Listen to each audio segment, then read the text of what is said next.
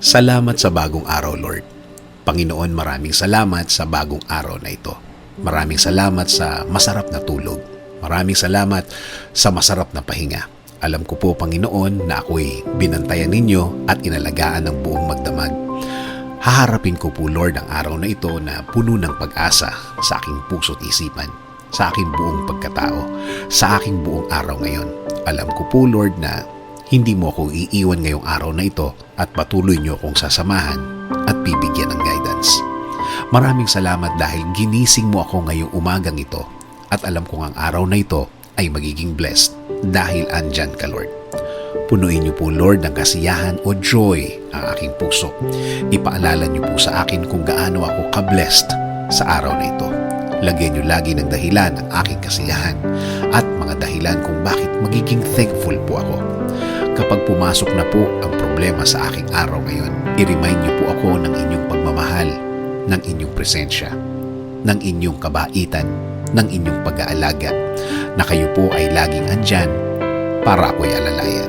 Kapag ako ay nanghihina, ipaalala niyo po sa akin na lagi po kayong andyan para ako'y tulungan, para ako'y alalayan, para ako'y alisin sa isang problemadong sitwasyon.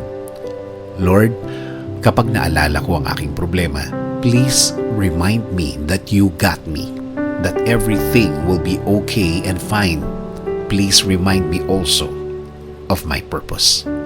Kung bakit ako nasa mundo, kung bakit ako nabuhay, kung bakit ako andito para sa araw-araw, para paglingkuran kayo at mahalin. Kasama na ang mga nagmamahal sa akin at nagpapahalaga na kayo pa din ang dapat masunod sa aming buhay. Naniniwala kami sa inyong plano na lahat-lahat na gusto niyong gawin sa amin ay makakabuti sa amin, na ang lahat ng plano ninyo ay makakabuti sa aking kinabukasan at kinabukasan ng aking pamilya.